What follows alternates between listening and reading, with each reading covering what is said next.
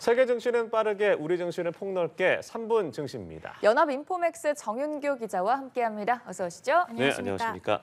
먼저 간밤에서 미국 증시 상황부터 정리해 주시죠. 네, 간밤 뉴욕 증시는 5거래일 만에 하락세로 돌아섰습니다. 네. 추수감사절 휴장을 하루 앞두고 거래량이 크게 줄어든 가운데 한꺼번에 쏟아져 나온 주요 경제 지표를 소화하면서 사상 최고치를 경신했던 어제 상승분을 반납했습니다.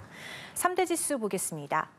다우 지수는 전장 대비 0.31% 내렸고요. S&P 500 지수는 전거래일보다 0.38%, 나스닥 지수는 전장보다 0.6% 낮아지면서 장을 마감했습니다.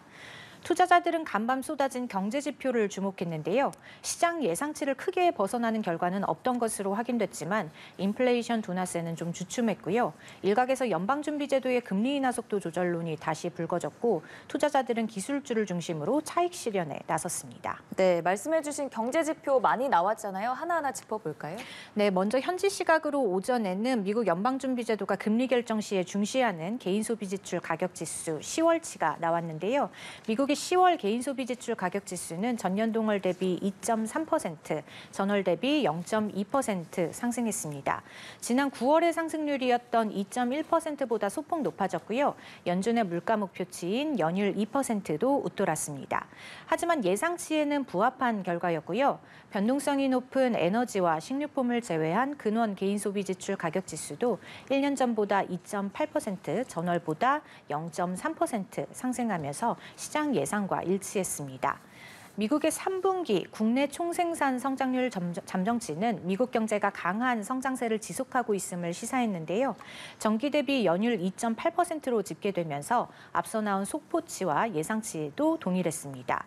고용 지표도 양호했는데요. 지난 한 주간 실업보험 청구자 수는 21만 3천 건으로 예상치와 직전주 수치에 못 미쳤습니다. 종합해서 보면 간밤에 나온 지표들은 대체로 시장의 예상대로 나왔다고 할 수 있겠고요.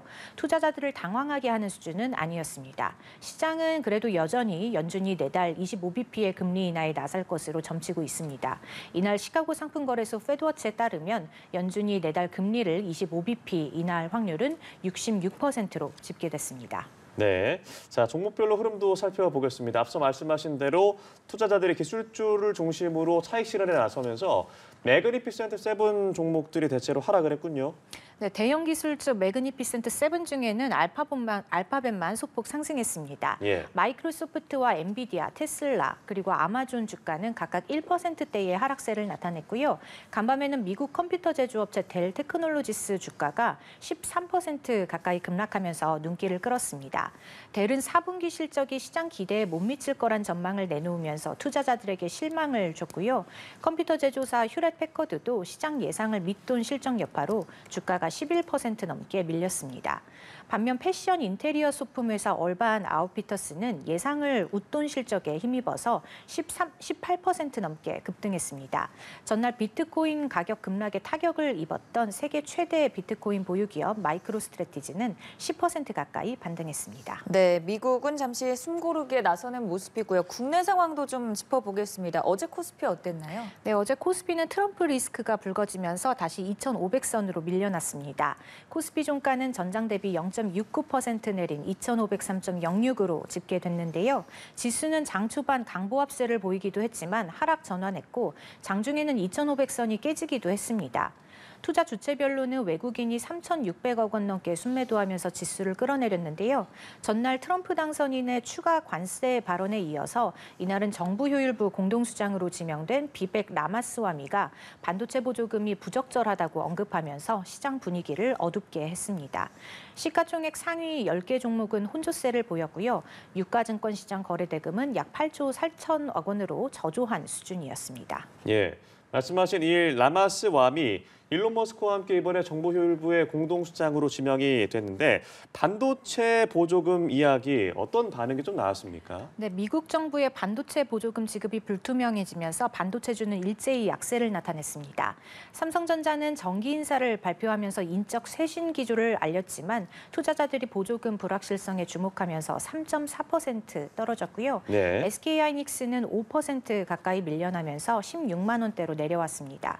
시가총액 1위 1위인 삼성전자와 2위 SK하이닉스의 돈반 약세는 어제 코스피를 2,500선으로 끌어내린 주 요인이었고요. 한미반도체와 DI도 각각 5% 넘게 하락했습니다. 또 트럼프 행정부의 관세 정책에 대한 불안감도 계속되면서 자동차주가 동반 약세를 보였고요. 현대차와 현대모비스는 1%대로 떨어졌고 기아는 3% 이상 후퇴했습니다. 이 밖에 2차 전지주도 트럼프 행정부의 정책 불확실성에 일제히 내렸는데요.